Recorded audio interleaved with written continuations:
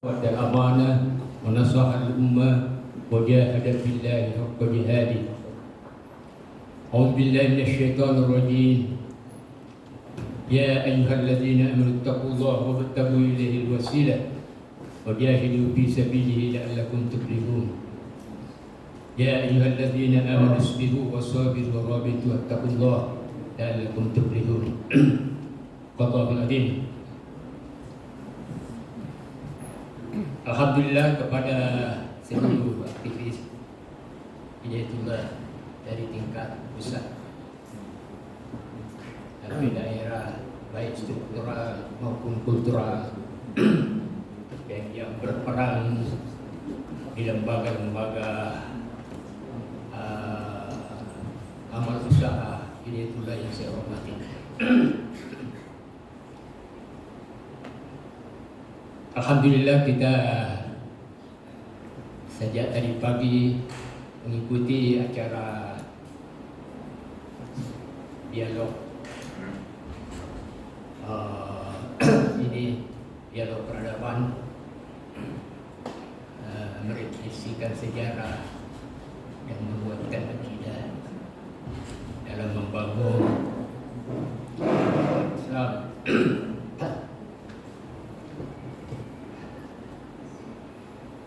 Sejarah adalah merupakan satu realitas yang pernah hadir di bumi Allah Subhanahu wa Ta'ala ini, baik pentas-pentas sejarah yang dimainkan oleh para pemimpin-pemimpin wahyu atau para nabi.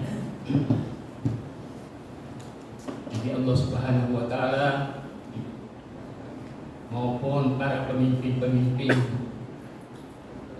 yang menantang wahyu Allah Subhanahu wa Ta'ala semua sudah terpentaskan dan menjadi pelajaran yang begitu sangat kaya di dalam Al-Quran. Karena setiap ada perjuangan kebenaran wahyu selalu ada juga tantangan berat. Sudah menjadi satu aksioma dalam perjuangan seperti itu, dalam memperjuangkan kebenaran di muka bumi ini. Maka kalau kita lihat dustur Allah Subhanahu wa Ta'ala perjuangan ini, kita lihat bagaimana para rasul mewujudkan peradaban wahyu ini.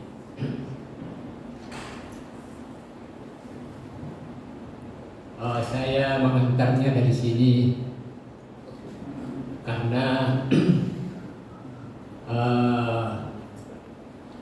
Hidayatullah hadir dimulai dari satu tetesan yang sangat hakiki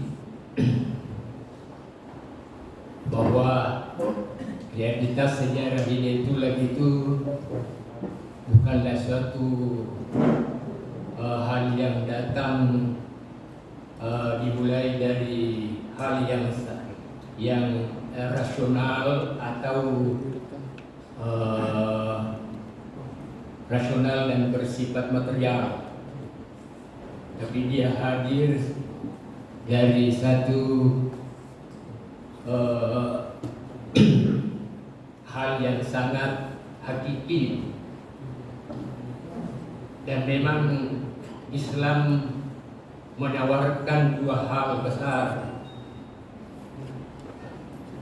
yaitu menawarkan identitas spiritual dan moral, dan kemudian menawarkan atau menghadirkan manhaj hidup, manhaj kehidupan atau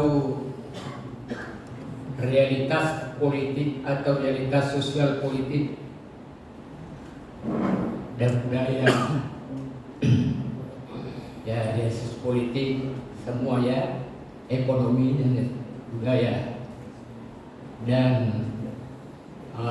apa yang menjadi definisi Hidayatullah tentang peradaban, ya menghadirkan dua hal besar tadi.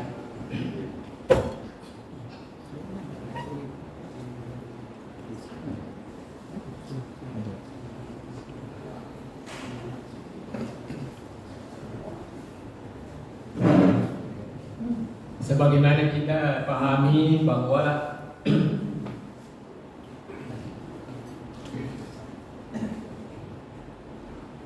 Islam hadir sebagai satu tatanan kehidupan atau sistem kehidupan atau manhaj kehidupan yang sangat kehadirannya sangat spektakuler, ya, karena dalam waktu yang sangat singkat dengan sumber daya yang kita tahu sumber daya yang dibangun oleh Rasulullah SAW, kemudian mampu menghadirkan satu peradaban yang mempengaruhi dunia pada masanya, bahkan sampai bisa memimpin dunia secara politis dalam masa yang sangat panjang, yaitu sekitar 700 tahun atau 800 tahun.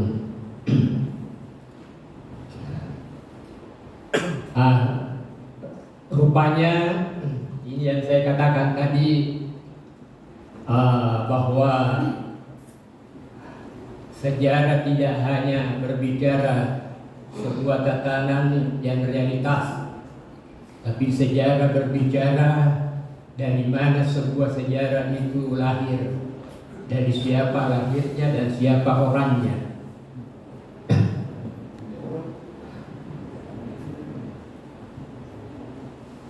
Dimulai dari pemahaman atau penggalian Allahyarham Abdullah Said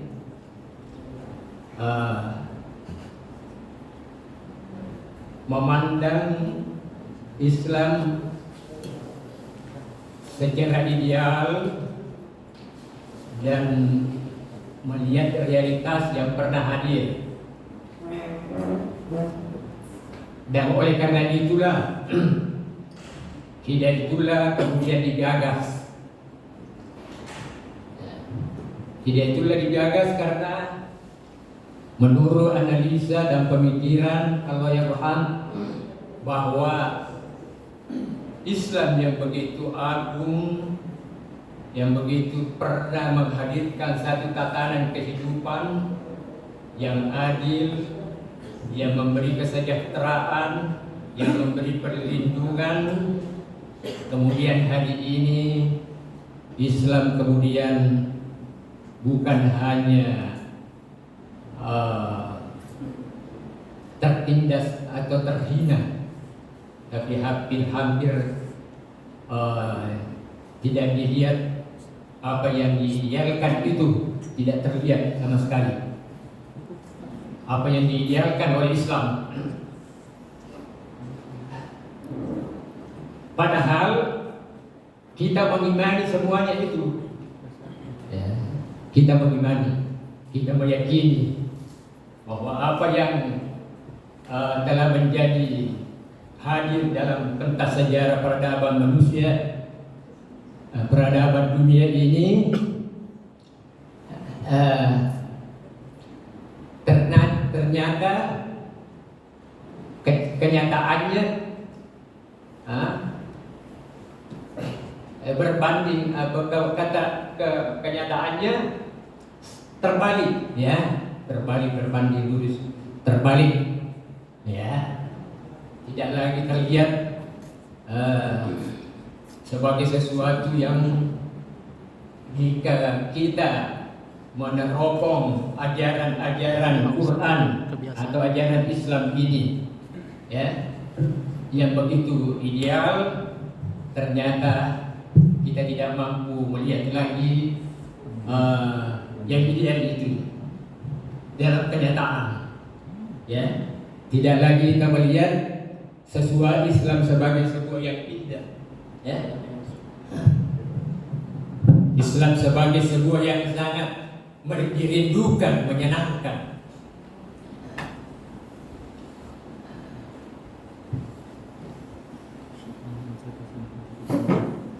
Dalam perjalanan Hidayatullah, ya, kita dapat membaca pemikiran-pemikiran Ar-Rahman Ustaz Abdul Said, ya, yang mampu mewujudkan realitas walaupun, ya, masih sangat terbatas realitas yang ideal itu.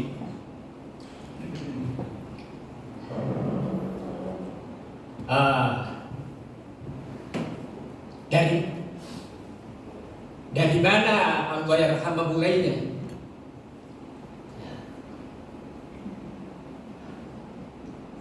Ini yang perlu kita kaji, ya, karena semua pergerakan, ya, di bumi ini, ya, yang di Indonesia sangat menjamur juga pergerakan ini, pergerakan Islam. Semua menawarkan ide dalam perjuangannya untuk mewujudkan Islam yang ideal, untuk mewujudkan Islam yang dikatakan Al-Quran begitu sangat ideal. Di mana ya, di mana anak napasnya, di mana ruhnya, ya. Dari mana dimulai?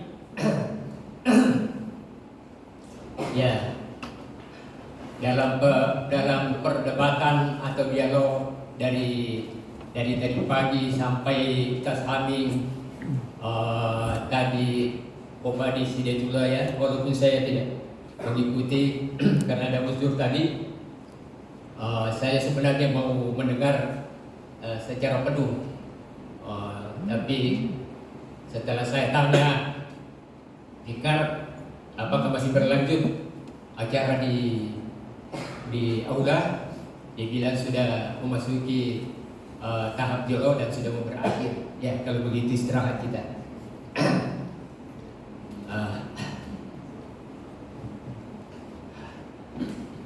Kalau Ustaz Aziz sudah menyampaikan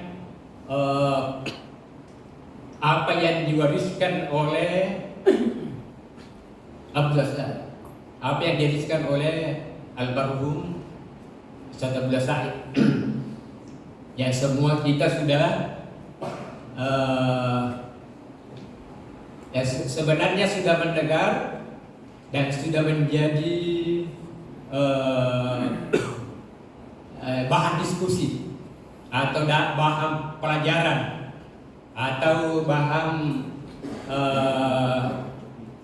pengkaderan, ya, yang sudah dituang dalam 2 buku yang disebut Bayan 50 dan Bayan 60. Bayan 50 menyangkut pemahaman, ya, terhadap ajaran. Nah, dan Bayan 60 menerangkan tentang bagaimana Hidayatullah menggerakkan perjuangan. Dan sudah dituang dalam alur berpikir Hidayatullah, mulai daripada jati diri, ya, misi Hidayatullah, ya, struktur, ya, kultur Hidayatullah. Ada suatu yang mungkin yang terlihat dan ini yang saya ingin garis bawahi, pewarisan itu, ya memang kita sudah mengkajinya sistematika wahyu, tetapi ada satu realitas atau identitas yang begitu masif ya di zaman almarhum, yang tidak dilakukan hanya formalitas atau seremonial saja, yang kadang-kadang seremonial itu banyak pernik-perniknya, pernik-pernik budayanya, yang terlalu formalitas hanya ingin bagaimana menyelesaikan kewajiban, melepaskan diri dari hukum kewajiban. Sebenarnya di era kami ini dari 25 tahun ini perjalanan, sudah dilakukan satu transformasi baik secara kelembagaan maupun secara konsep atau konsep yang sifatnya implementasi. Secara kelembagaan tadi Ustaz Hasis sudah mengatakan hadirnya istilah dewan, dewan-dewan di Hidayatullah atau dewan utamanya dewan pimpinan Hidayatullah dan dewan surah.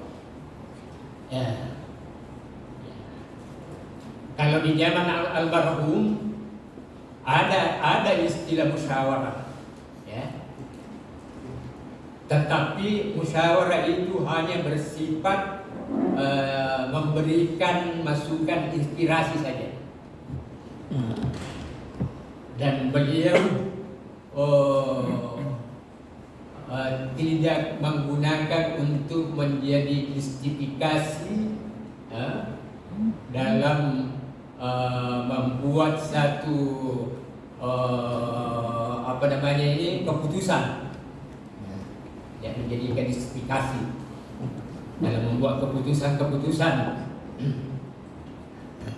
tapi dia hanya menjadi masukan yang memberi inspirasi saja, sehingga walaupun di dalam sebuah forum mayoritas atau semua memberikan pandangan, tapi Ustaz Abdul Said bisa punya pandangan lain dan semua pandangan itu tidak dipakai. Inilah sistem otoritas kepemimpinan yang utuh. Dia sebagai pengambil kebijakan, dia juga menjadi eksekutor dalam di lapangan. Yang saya istilahkan surah imamah. Jadi menerima pandangan, meminta pandangan, tapi apa yang menjadi keputusan tetap ada di tangan saya. Sehingga jangan heran kalau begitu lincah, hampir pertanyaan itu muncul. Apakah memang sistem kepemimpinan seperti ini? Contohnya misalnya, penugasan. Ini yang paling yang paling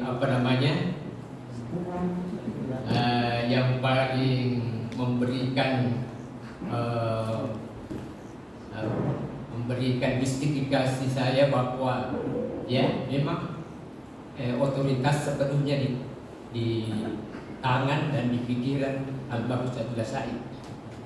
Karena ada istilah, ada wahyu baru,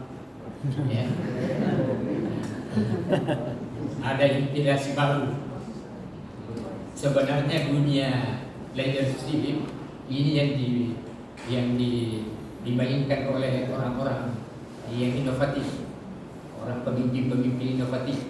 Ada lagi inovasi baru, hingga tidak terkejar oleh pesaing. Sudah masuk lagi inovasi baru di pasar, pesaing tidak bisa mengejarnya. Jadi contohnya Ustaz Hasan Suhaji pernah dibacakan SK bertugas di Jakarta, sudah naik kapal, Ustaz Hasan Suhaji sudah naik kapal ini karena waktu itu masih pakai kapal, masih pakai building. Terus datang kurir menyampaikan Hasan Suhaji tidak jadi ke Jakarta, tapi jadinya ke Dorobot. Jadi istrinya dan anak-anaknya utamanya bertanya, ini begini ke Jakarta?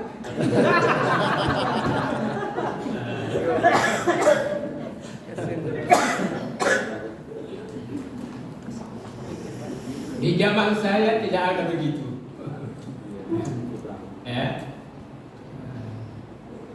Otoritas kepemimpinan hanya kalau terjadi hal yang krusial di lembaga. Ada krusial tidak bisa diputuskan secara syura, itu saja otoritas memutuskan. Setelah mempertimbangkan, setelah mendengar, oh begini, selesai. Jadi saya istilahkan imam syura. Surah yang masih surah menjadi eksistensi dari lembaga perjuangan ini. Surah menjadi eksistensi. Jadi tidak ada otoritas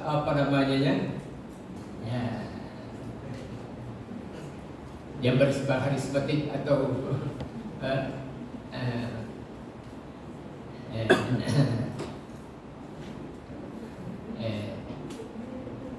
tidak ada istilah kenapa begitu ya. Tidak ada.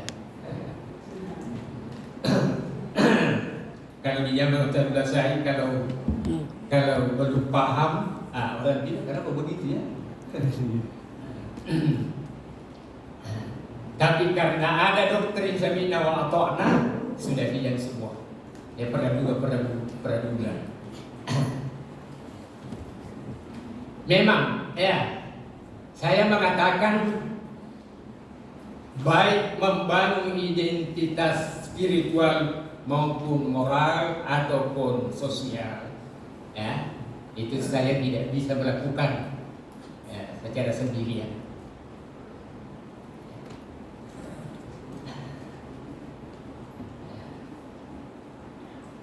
Melihat realitas, identitas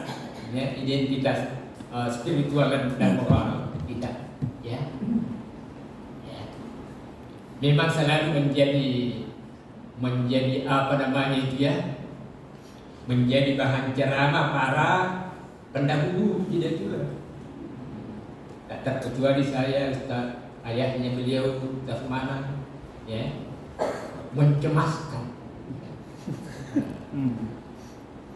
mencemaskan bahwa apa yang pernah dikatakan oleh Allahyarham, jangan sampai kader-kader nanti ini ibarat anak itik yang meninggalkan induknya karena dia induknya ayam. Induk. Paham dong. Anak itik induknya ayam. Itu secara manual secara tradisional begitu yang kita saksikan. Pengalaman saya begitu. Kalau mau menetaskan itik, induknya adalah ayam menetap. Pada saat itiknya sudah keluar dari telurnya dan menemukan air atau kolam, dia langsung terjun di kolam dan induknya menggelepar Bagaimana ini? Anaknya kok punya perilaku sendiri. Ini yang dimaksud, ini yang saya maksud, ini yang selalu dikatakan kecemasan. Jangan sampai perilaku anaknya ini sudah beda perilaku induknya. Jangan sampai perilaku kader ini sudah beda perilaku para pendirinya.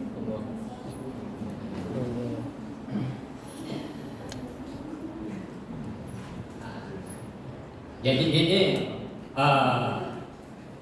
moralnya yang kita coba lihat, moralnya. Bagaimana moralnya kira-kira? Ya, berpendidikan tinggi tetapi sulit untuk diatur. Tidak semua ya, tidak semua. Bahkan mungkin tidak representatif bahasa saya ini. Keluar dari ruang ini. Atau bisa dianggap kontroversi. Saya bahkan mengatakan itu tidak begini. Adik-adik sekalian, para guru-guru yang mulia ini tamatan Timur Tengah, sudah hafal Quran, sudah tahu semua ilmu Quran, tetapi saya tidak melihat ada identitas moral spiritual dan moral. Di sini saya Pak kalau ada sholat di bawah sini, saya rasanya belum baca identitas sudah buku.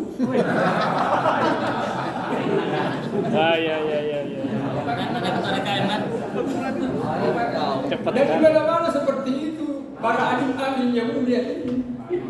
Masya Allah. Katanya sebaiknya kemasukan jin dipercepat. Masya Allah. Ada warga umum. Kita sudah studi namanya di gerakan nawafil ini. Tak boleh dalam cepat karena justru kalau saya di pasar kayak Tanah Abang lebih lama dibanding sini. Yang paling terkenal sholat malamnya 13 kali, 4 jam, mulai dari 00 sampai jam 4 menjelang sahur. Bahkan biasa kurang, kejar-kejaran kita mau sahur. Masya Allah. Ini identitas spiritual saya ini bukan main. Banyak sekali yang pejabat atau profesional yang dagang di Gunung Tembak, kemudian sholat zuhur, ngangkat terus kepalanya. Kalau dulu belum lagi. Setelah itu, apa ini dibaca ustaz itu? Sampai kita sholat dulu setengah jam, terbanting-banting. Sementara ini semua orang yang hadir sholat duhur, santri-santri ini, ya awal ini pekerja, kerja semua. Ada mungkin istirahatnya kayak dulu sedikit, tidak sempat. Terbanting-banting, apalagi yang sholat malam.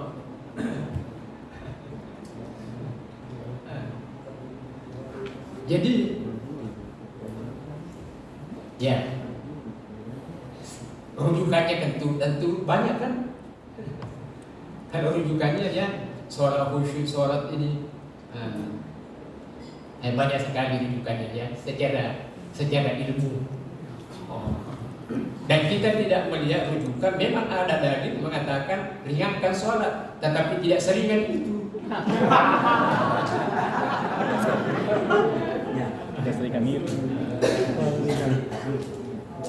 Itulah makanya dibilang ada kecemasan. Kenapa begini ya? Sudah tahu semua ilmu tapi kok kehilangan ruhnya. Tidak ada kesempatan untuk berdialog dengan Allah.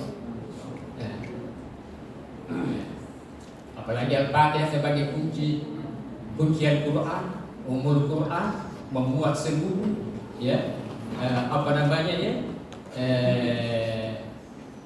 ajaran Quran ada semua di Al-Fatihah. Dan coba kita baca hadisnya panjang itu ya, yang mengatakan bahwa Nabi mengatakan sholat dibagi sekian. Nah, ada dialog.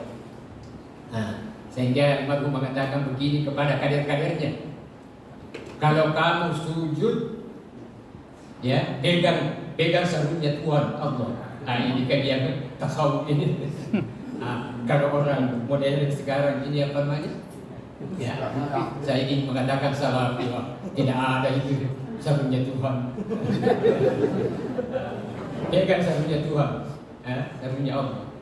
Dan jangan kau lepas sebelum dia mengatakan, sudah diterima itu doamu, sudah masuk itu, ya.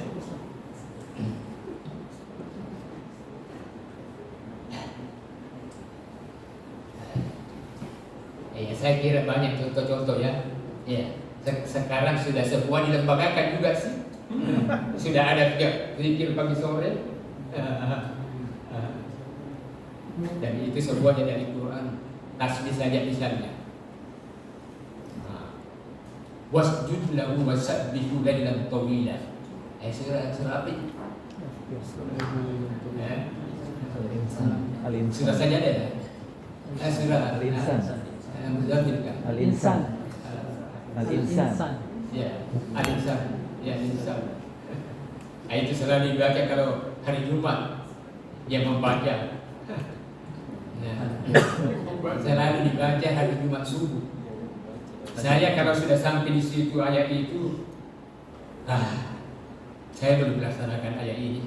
Semalam ayat sedikit sudutnya.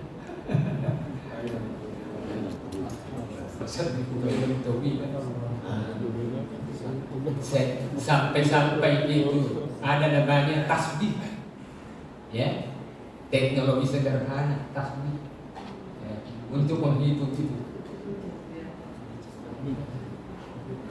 Karena memang di Quran itu alam bertasbih dan perintah bertasbih. Wasabbih bihamdi rabbika qabla tulu'i syamsi wa qabla ghurubiha min ana'i al-laili wasabbih wa atrafan nahar la'allaka tardah.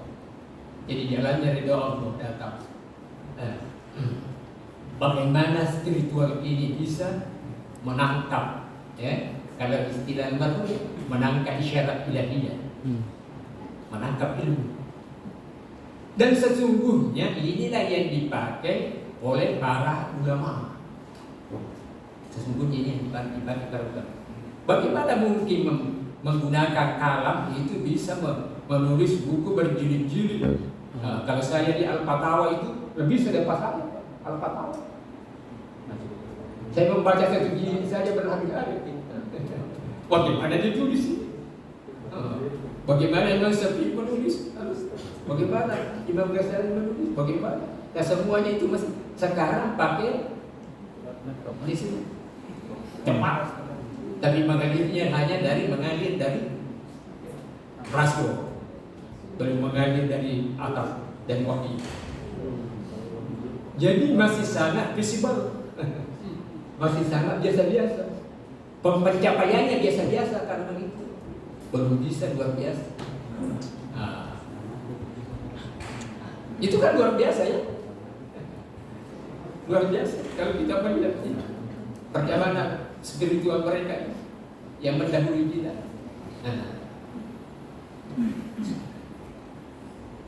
Dari segi identitas moral, ya saya sudah bilang tadi ya, ya sudah dibacakan, disumpah lagi Pak, ya. Kalau wisuda itu kan disumpah penugasan.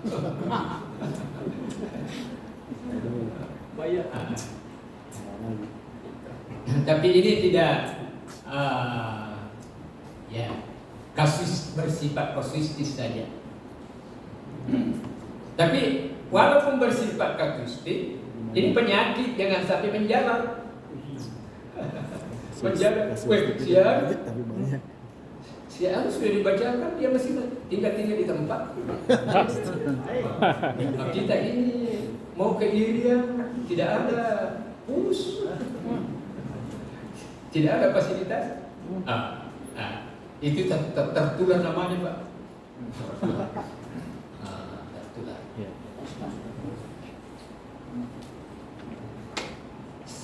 Sedang Nabi mengatakan la iman liman la amanatalah.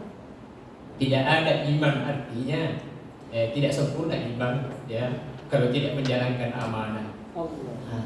Tapi Allah kalau dalam surah apa namanya? Surah apa namanya ini? Surah perang-perang itu. Taubah. Taubah.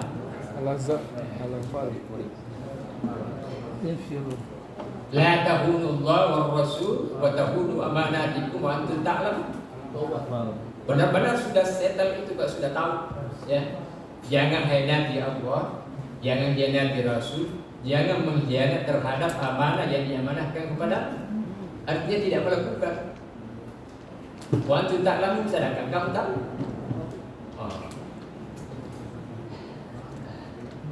Jadi walaupun bersifat kosistis itu bisa menjadi penyakit yang menjara. Ada juga yang mengambil ini sama saja. Penugasan saya dengan di sini sama ini. Ini namanya kan moral, tidak disiplin namanya. Jadi itu moral. Atau dia tidak pergi karena tidak berani, itu moral juga. Tidak sedia, itu moral juga, itu akhlak juga.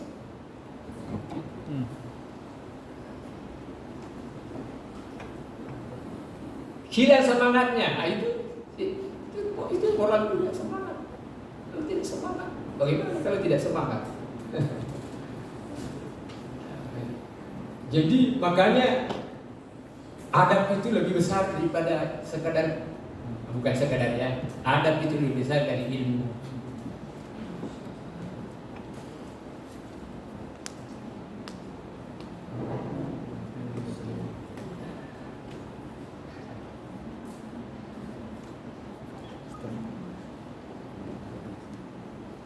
Tapi grade itu di grade perjuangan atau meningkatnya kehidupan apa saja, ya, semuanya harus dengan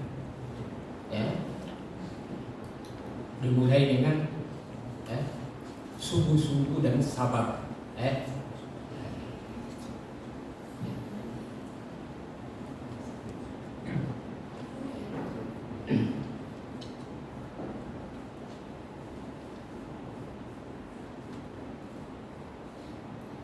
Bersungguh-sungguh atau sabar itu karena adanya keyakinan yang kuat, ada iman yang kuat, ya, benarnya iman.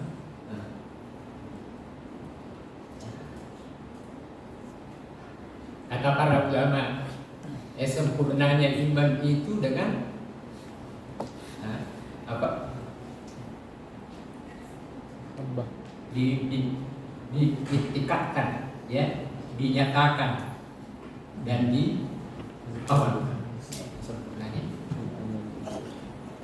diyakini, ya, diucapkan dan dilakukan.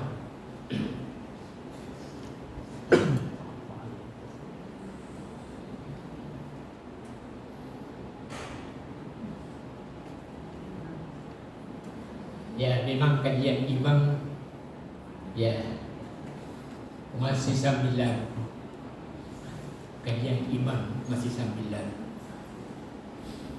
ya, sebagai sebuah ikatan atau dikatakan akidah di sini.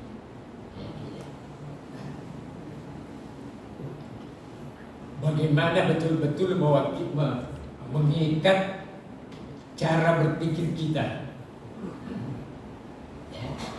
memiliki ilmu yang tuntas, jadi iman, ya, tuntas keimanannya dalam pemahaman fikrahnya, ya, yang ulama katakan tauhid ilmi atau tauhid rububiyah, melahirkan satu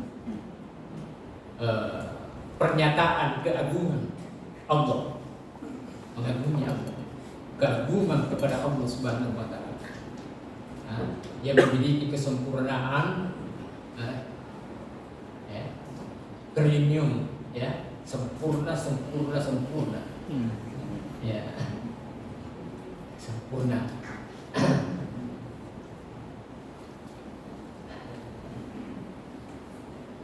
Jadi iman dan ilmu itu syarat utama untuk Allah mengangkat. Ya, baiklah alladzina amanu minkum. Tetapi masih ada syarat lain untuk sempurnanya Allah memberikan sebagai suatu wasilah yang aksiomatik atau juga bisa dikatakan pasti, satu kepastian, ya, satu kepastian eksak. Ya. Kalau tidak naik berarti masih pemahaman yang masih belum selesai dan atau metodologinya yang belum kena. Metodologinya yang belum kena. Karena kalau antara pemahaman tentang ajaran, ya, alur berpikir tadi kan jadi diri, isi apa semua itu tadi.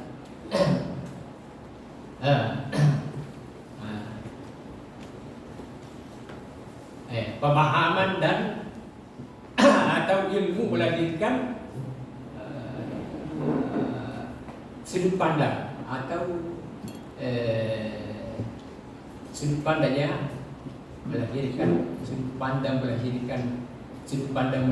orientasi melahirkan gerakan, ya, dan gerakan itulah realitas jihad, ya, yang sesungguhnya pergerakan. Jadi dalam bahasa Al-Quran amal ini luas sekali amal. Sehingga Allah mengatakan walikullin darajatin mimma amilu, hanya akan naik grade kalau ada kerja. Itu dalam Quran 2 kali yang disebut, ya, walikullin darajatin mimma amilu. Kalau di dalam surah An-Najm Allah mengatakan wa an laisa lil insani illa ma sa'a wa anna sa'yahu sawfa yura summa yajza'ul jazaa'al awfa. Ada hasil. Jadi itu aksiomatik, eksak, wahyu begitu, bahwa ada iman, ada ilmu, ada amal, pasti melalui kehidupan. Amal soleh atau ihsan pasti bisa melalui kehidupan.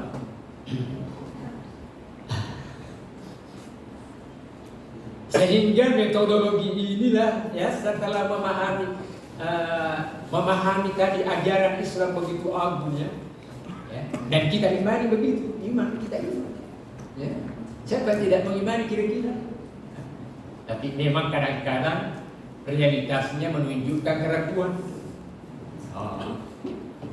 Contohnya misalnya, kalau Allah mengatakan kalau kamu belanjakan mengeluarkan 1 menjadi 10, jadi 10. Manja'a bil hasanati falahu asyru amsalha, 10. Jadi bahkan di dalam surah apa itu, surah Al-Baqarah menjadi 700. Bahkan diberikan apa namanya, bigairi hisab. Tapi kira-kira kalau ada panggilan jihad untuk ngangkat senjata atau mengeluarkan uang, apa kira-kira tidak? Ragu-ragu. Di situ dan saya bilang tadi itu, ya, kita sudah beriman tapi masih ragu-ragu. Maka Allah mengatakan la raiba fi hudal muttaqin, hanya orang bertakwa yang tidak ragu-ragu. Jadi semuanya itu kajian ideal semuanya. Pokoknya bagus kok. Memberi harapan dari kejauhan Islamiyah indah. Tetapi apakah penglihatan kita indahnya Islam dari jauh itu ada keinginan untuk sampai di situ? Disitulah Allah mengatakan apa? Wala nabluwannakum hatta na'lamal mujahidin minkum was-sabirin wala nabluwanna akhbarakum. Coba lihat ini ayat. Memang tidak ada peningkatan tanpa lewat ujian ini, Pak. Ujian jihad itu tidak ada peningkatan. Hanya bisa meningkat kalau bisa melewati ini ujian ini. Kita bisa sampai menjadi orang pintar kalau tidak pernah diuji. Ya. Sidang. Dan buat tadi sampai Allah tahu kamu memang mujahid dan kamu bersabar. Susu. Apakah Allah tidak tahu? Baru. Kalau begitu dia. Jadi itulah metode wahyu, metodenya wahyu untuk memberitahu bahwa kamu harus tahu bahwa Allah benar-benar ingin supaya kamu tahu. Maka kamu diuji supaya betul-betul kamu tahu bahwa di sana itu ada keindahan dan kamu bisa melewati perjalanan ini dan kamu sampai kepada keindahan, yaitu membangun peradaban Islam.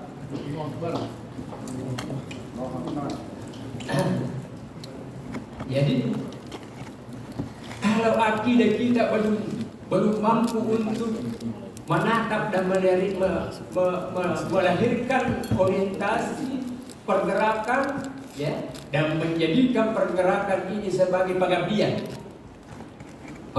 Pak. Karena kita diciptakan untuk pengabdian.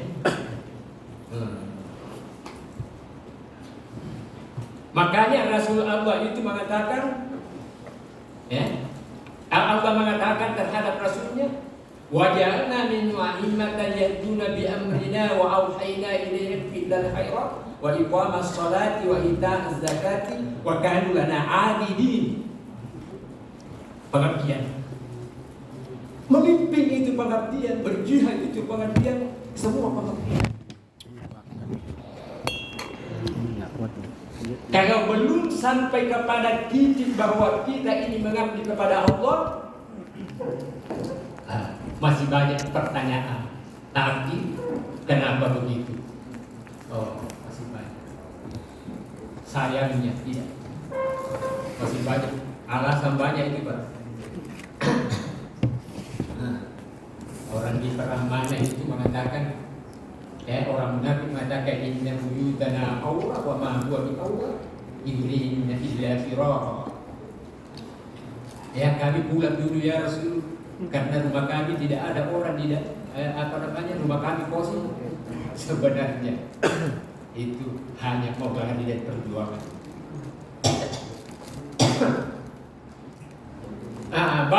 Banyak kita parkir dari perjuangan karena ngos-ngosan. Ya, sudah capek. Apakah memang, ya, berjuang itu tidak capek? Capek. Dan itulah ujiannya, capek itu. Syukur kalau ujian capek. Karena memang Allah mengatakan, kalau orang ragu-ragu itu lakukan aradan qariban wa sabaran qasidan la tabaru. Kalau biasa-biasa saja perjuangan ini, mau saja semua orang. Walakin baudat alaihi musuh. Tapi di sana perjuangan ini ada kesulitan. Ada kesulitan memang. Jadi kalau berjuang ini ada sulitnya, ada lelahnya, ada itu sudah benar itu. Karena masih terus istiqomah.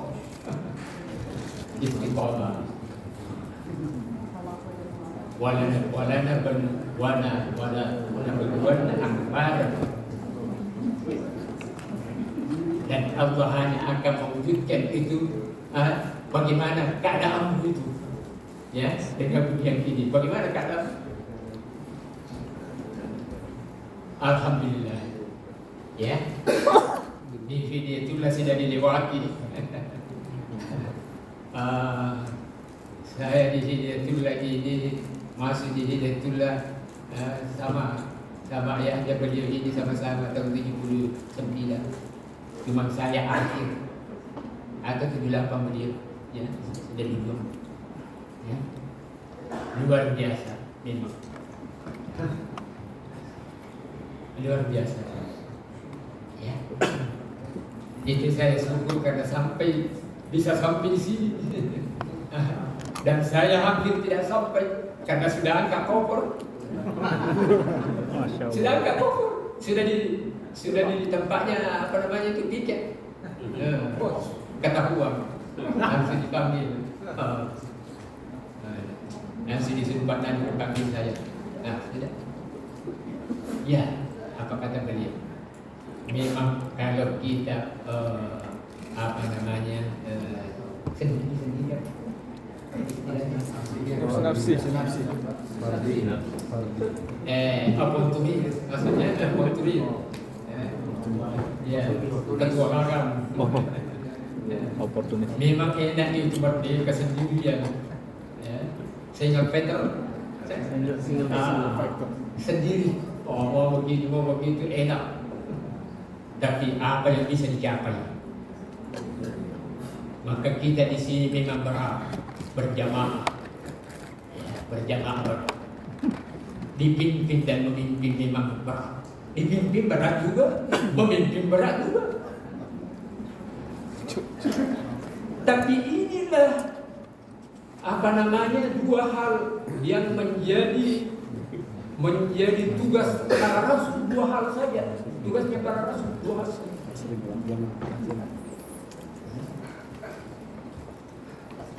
Yang pertama menjelaskan wahyu ini kepada manusia agar manusia itu bertauhid dan hidup dalam tatanan ketauhidan atau Islam. Tidak pendidikan. Ya. Yang pertama. Wa ma arsalna min rasulin min qablika illa nuhi ilaihi annahu la ilaha illa ana fa'budu juga yang diberi kiprah dalam pentas perjuangan itu pengabdian ana fa'budu pengabdian. Yang kedua tadi yang saya katakan waja'alna minhum a'immah. Para rasul itu pemimpin. Ya. Para rasul itu pemimpin. Dan inilah kita warisi. Bagaimana bisa menjadi pemimpin dan menjadikan gerakan dakwah ini, gerakan pendidikan ini, bagaimana manusia itu bertauhid, hanya mengakui satu ilah yang Allah, dan hanya mengakui satu tatanan kehidupan yaitu tatanan Islam dan satu tatanan moral yaitu ihsan tatanan moral ihsan wa ahsin kama ahsanallahu ilaik.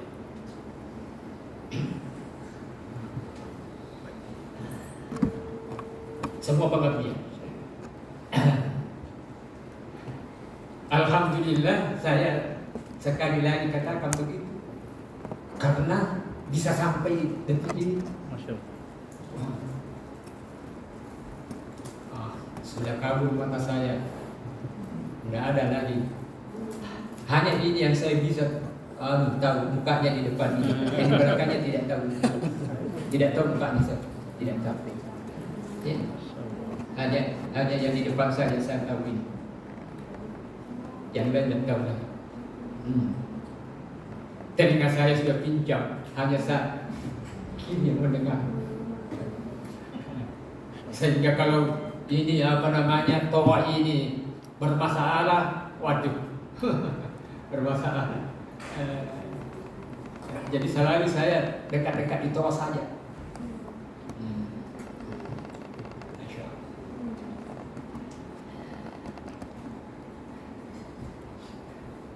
Jadi sistem pendidikan kita inilah, metode pendidikan inilah yang harus direnungkan. Bagaimana melahirkan manusia-manusia seperti itu tadi? Bagaimana melahirkan manusia? Ya, kalau kesimpulannya tadi apa namanya itu yel-yel itu, dua kata hadir apa tadi? Samina wa ata'na. Satu kata kader. Dua kata sami nawata. Kalau saya hanya satu saja, loyalitas. Allah Akbar. Allah Akbar. Allah ya. Loyal terhadap ajaran Islam, loyal terhadap kepemimpinan, apalagi loyal terhadap perjuangan, loyal terhadap jamaah. Jadi walak kita begitu, walak itu mencintai jamaah, mencintai kaum muslimin, mencintai saudara-saudara kita, apalagi satu pergerakan dicintai, loyalitas, diberi loyalitas, sehingga ya tadi metode pendidikan.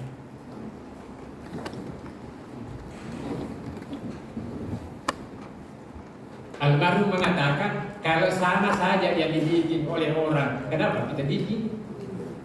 Dibikin lagi, memperpanjang saja Barisan organisasi.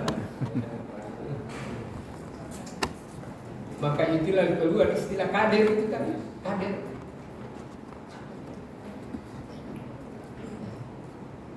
Jadi output daripada pendidikan kita itulah mestinya eksklusif dan unik. Eksklusif dan unik. Tidak ada yang sama. Beda kalau dakwah. Dakwah harus terbuka, harus inklusif. Bisa di mana saja. Kalau mau berdakwah masuk saja PDI. Politisi di PDI. Masuk di Golkar sebagai politisi di Golkar. Masuk. Pak Is masuk tadi ya. Asalkan membawa dua tadi. Membawa dua tadi hal. Menjelaskan tentang akidah Islam, tatanan Islam, iman, dan katakan padanya bahwa hidup ini harus berjamaah, berkepemimpinan. Bapak mau ikut? Pak, kita kan dulu dakwah Hidayatullah. Di sini dia dididik oleh Pak Tasrif. Jadi begitu mekanismenya ini. Pendidikan Rasul itu pendidikan Nabi yang menghadirkan manusia-manusia begitu hebat. Ya, begitu unik. Sangat eksklusif. Mencengangkan. Bagaimana orang tidak mengenal kepemimpinan dan bisa menentukan semua pemimpin-pemimpin di dunia, penguasa di dunia.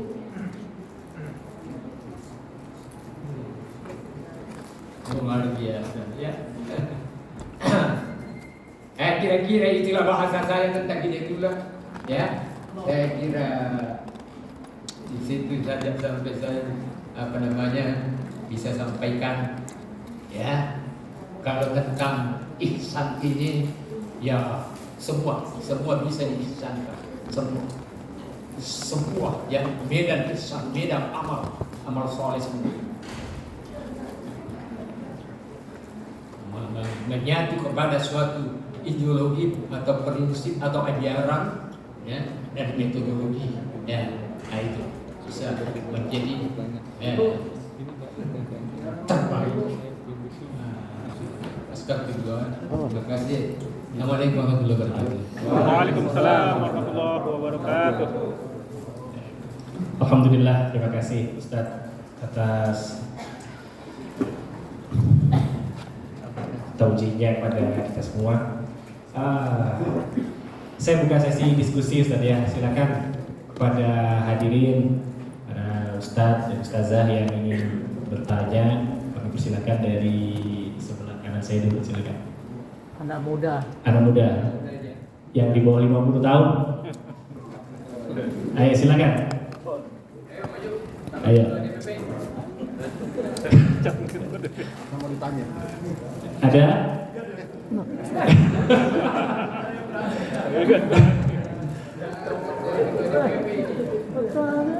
Yang sebelah kanan nggak ada, yang sebelah saf sebelah kiri. Ustaz Sarif tadi banyak tanya, sekarang atau Ustaz Mahmud tadi juga. Oh ya, Ustaz Mahmud, baik ya, silakan dari dia. Ada Ustaz Mahmud satu, kemudian Ustaz Munawir dan Ustaz Arfan, tiga dulu ya. Mungkin boleh Ustaz Mahmud dulu, silakan. Kalau ketua DMP.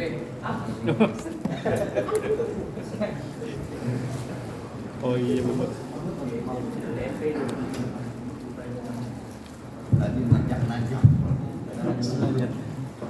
Assalamualaikum warahmatullahi wabarakatuh. Waalaikumsalam warahmatullahi wabarakatuh. Nama saya Mahmud Effendi. Dari pertama Ustaz menyampaikan salam, itu saya sudah sangat tersentuh sekali hati saya. Masya Allah. Bahkan sampai bergetar gitu hati saya. Kalau Ustaz menyampaikan sesuatu materi, kalau nggak salah saya pernah cerita juga sama Ustaz Zainuddin Musaddan. Jadi kalau Ustaz Abdurrahman Muhammad menyampaikan materi, itu kayak hati ini merasa sejuk, adem, dingin, walaupun ruangannya panas. Nah, inilah memang yang dibawakan oleh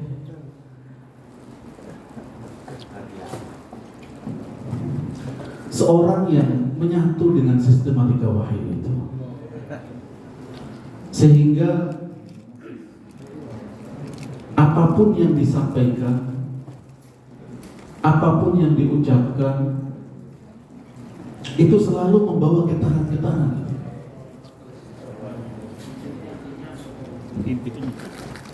Kalau sama Ustaz Abdurrahman Muhammad, kami ini pernah ketemu silaturahim. Pernah suatu ketika saya mengantar Ustaz sampai ke Tuban kalau nggak salah, satu mobil. Mulai dari situ kayak ada sentuhan, ada transformasi sebuah nilai yang mungkin baru kali ini kami sampaikan. Kami ke Pondok Pesantren As-Salam waktu mengantarkan putra Ustaz. Mungkin seperti inilah sistematika wahyu yang disampaikan oleh Allahu Yarham Ustaz Abdullah Said. Saya secara pribadi dengan Ustaz Hamim itu banyak sekali mendapatkan celupan-celupan dari kiai-kiai besar, ulama-ulama besar, termasuk Al-Mukarram Ustaz Abdul Manan. Jadi getaran sistematika wahyu itu sampai kepada kita, anak didiknya, menjadi kader beliau itu betul-betul berasa gitu. Nah pertanyaannya Ustaz, apakah kita ini yang muda-muda ini bisa nggak sampai pada titik seperti itu? Kita punya sekolah, kita punya madrasah, kita punya pondok pesantren, kita punya apa? Untuk mencapai pada titik, tidak harus dengan ucapan yang keras, tapi dengan kedipan mata, itu bisa meluluhkan hati dan perasaan. Bisa meneteskan air mata. Itu bukan karena ketakutan atau apa, tapi karena keinginan selalu dekat. Mungkinkah itu yang disebut dengan al-mahabbah, al-wala wal bara. Wallahu a'lam. Assalamualaikum warahmatullahi wabarakatuh. Waalaikumsalam. Satu dulu dijawab sama beliau. Apakah kami yang muda-muda bisa juga sampai pada level untuk memberikan sentuhan hati kepada masyarakat. Bagaimana agar bisa mencapai level seperti itu?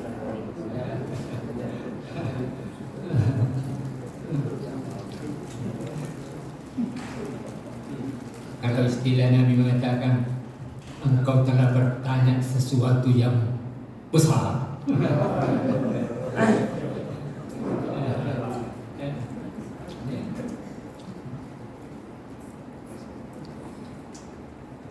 Saya kira ada contoh ya. Kemarin ada khutbahnya Ustaz Pak Harun. Saya tidak terlalu mendengar, sayup-sayup saja. Kemudian saya tanyakan, ya. Ternyata yang menjadi penyampai-penyampai ilmu sampai bisa masih menghadirkan pemimpin-pemimpin besar, ya. Contohnya, jadi mungkin sekali karena apa yang pernah dinubuatkan oleh Rasulullah bahwa yang akan yang akan menjatuhkan apa namanya ini Romawi Timur ya, Konstantinopel adalah tentara paling baik dan pemimpin paling baik. Dan kita bisa baca itu bagaimana beliau itu dinubuatkan 800 tahun sebelumnya. Panjang sekali itu. Jadi bisa sekali ya. Memang berangkat dari bahwa semuanya kita lakukan sebagai hamba Allah, ya, sebagai hamba tadi, ya. Dua syarat tadi itu, ya, dua ayat tadi itu dikatakan Allah itu semuanya abidin semua. Tapi ada yang diulang-ulang Allah di dalam surah Asy-Syu'ara, ya Syu'ara ya. Ya. Penjamin, penjamin diri dan penjamin ya perjalanan menjalankan perjuangan ya. Karena hakikatnya perjuangan ini kan ya, bagaimana manusia bisa ya menghimpun ya, bagaimana bisa manusia terhimpun dan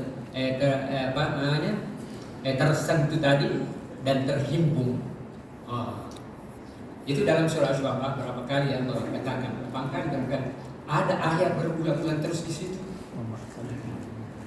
Inni rasulun amin, fattaqullaha wa atiqun. Jaminan, jamin dulu. Sejauh mana kita menjamin diri kita bahwa saya ini bukan potek-potek berjuang, bukan main-main, bukan coba-coba, bukan mampir sebentar, bukan. Tapi aku hadir benar-benar ya Allah, ya, untuk hadir benar-benar dan berbicara dengan Allah. Memang itu koreksi panjang Pak ya, dan selalu bolak-balik kita.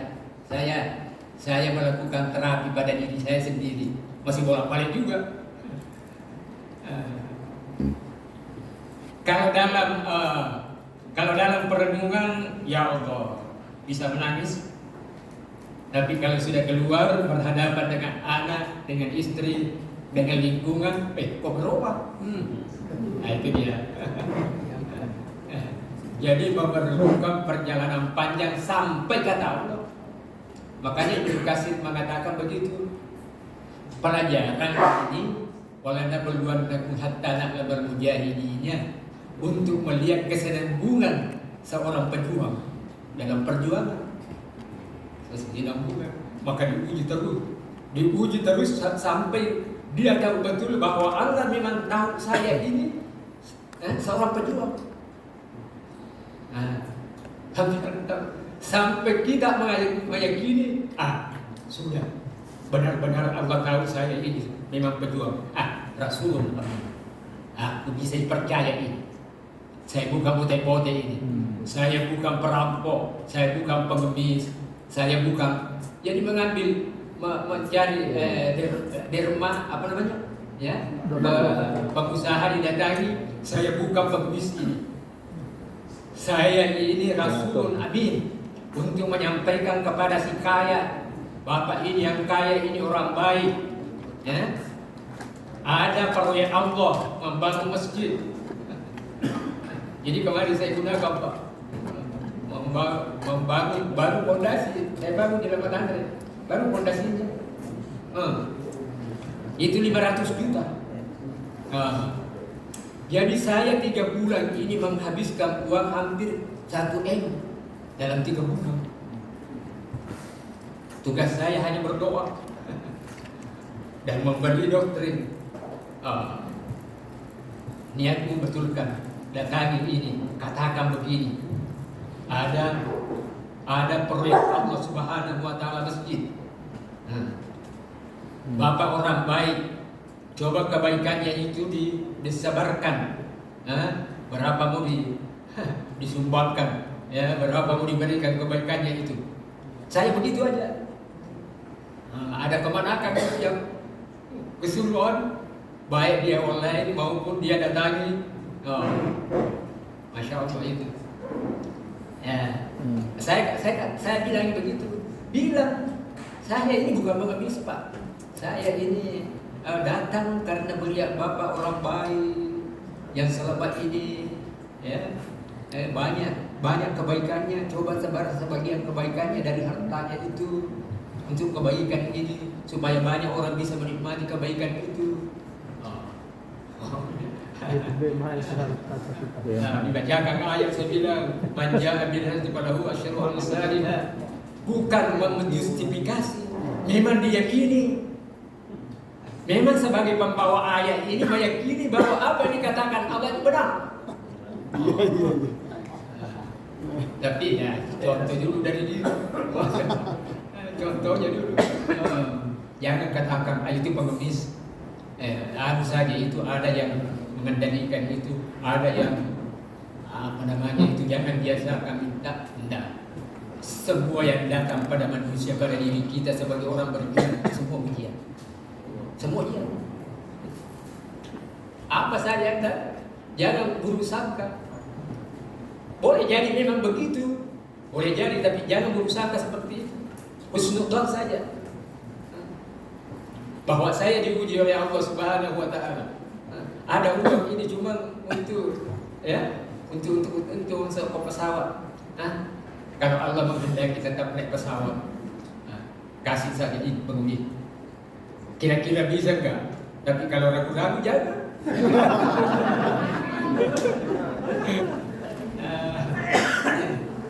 Masya Allah, ini Rasulullah ini jaminan dulu di hadapan Allah sampai Allah tahu bahwa memang, ya, dia tahu hati nurani itu bahwa memang benar sudah saya ucapanku dan perilaku saya, ya, dan tekad saya sudah benar. Makanya ini berat Pak. Itu pertanyaan besar. Tetapi itu Allah wahyukan. Bahkan ditambah lagi ayat ini berulang, ma'asalukum alaihi min ajrin in ajriya illa 'ala Allah. Diulang-ulang ini. Fattaqullaha wa atiqun. Bertakwalah kepada Allah dan ikut saya. Jadi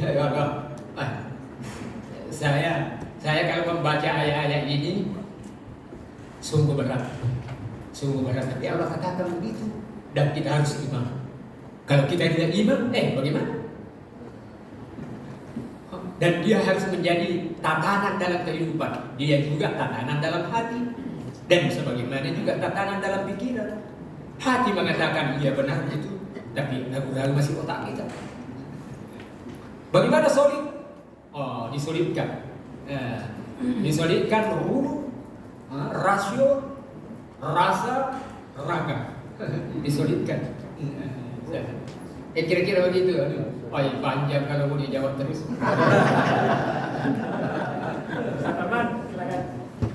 Jadi bisa itu, bisa. Masih ada jaminan di sunati kita, masih ada.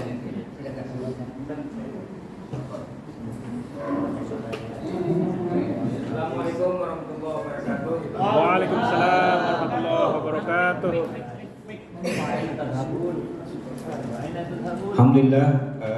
Siapa namanya nih? Ya, Arfan Satwahyu. Tadi materi kepemimpinan dari gaya kepemimpinan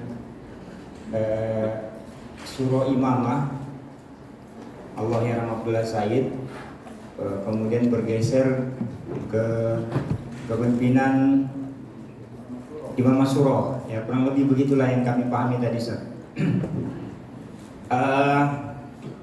Ini sebuah indikasi, sebuah bukti bahwa kepemimpinan ini cukup dipengaruhi oleh latar belakang dari pemimpin itu mas sendiri gitu. Allahyarham Abdullah Said dengan kemampuannya memimpin dengan pola seperti itu, kemudian melahirkan Hidayatullah.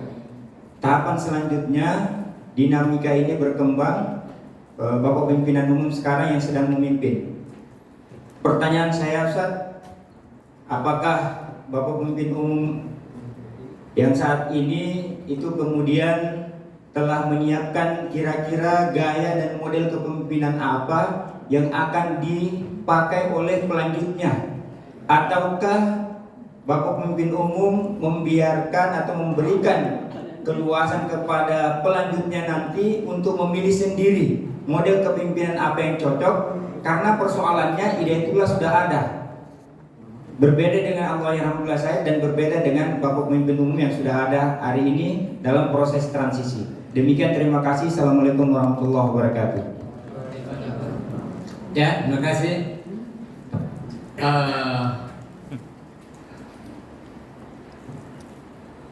Dalam perjalanan perjuangan atau suatu perjuangan itu semuanya memiliki asas, ada asas yang dalam ulama mengatakan yang dhabit, tidak berubah, ya. Nah, adapun yang bersifat pemikiran ijtihadi, ya, itu tertentu kapan saja bisa berubah, ya. Ya. Model ini, ya sudah dipersiapkan, model ini sudah dipersiapkan. Jadi karena kepemimpinan Hidayatullah Syuro, ya,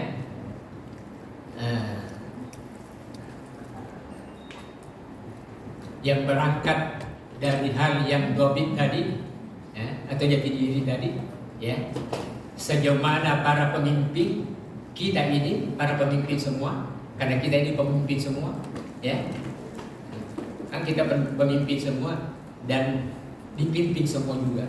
Nah, mana ada yang tidak pemimpin dan dipimpin? Ya. Jadi berangkat dari yang bersifat dhabit itu, sejauh mana kita memahami itu yang dhabit ini, ya. Sejauh mana memahami jati diri itu kesimpulannya. Sejauh mana kita kader itu memahami jati diri, dan sejauh mana kita memiliki kemampuan inovasi dalam menjalani kehidupan yang berubah-ubah ini, ya. Sejauh mana kita memiliki inovasi, ya. Jadi itu saja jawabannya. Ya. Bagaimana metodologinya? Sangat muhkam. Kalau metodologi itu kalau dibaca urutan simak sangat muhkam, kan? Ya. Coba amalkan saja Iqra. Dalam bayan itu memang sederhana. Saya katakan sama adik-adik itu, iya, adik-adik sudah dari Timur Tengah bisa baca semua kitab, ya, kitab Tabbat, kitab Gundul atau kitab Gomrot sudah bisa dibaca semua. Tapi sejauh mana kita itu mengadaptasi ini ajaran apa namanya kajian ini Siti Berjose sejauh mana mengadaptasinya, sejauh mana memahaminya. Sederhana sekali itu kajian, bayar 50 dan 60 sederhana ya. Tapi coba renungkan dulu yang sederhananya ini. Misalnya renungkan begini, apa makna iqra? Itu sudah dirumuskan di situ makna-makna iqra. Mungkin bayan 2 ya, bayan 2 dari iqra itu kan. Apa arti iqra? Apa artinya iqra? Kalau baca tafsir ya tidak sejauh itu, tapi ini singkat saja tapi bisa berkembang. Kalau mau dikembangkan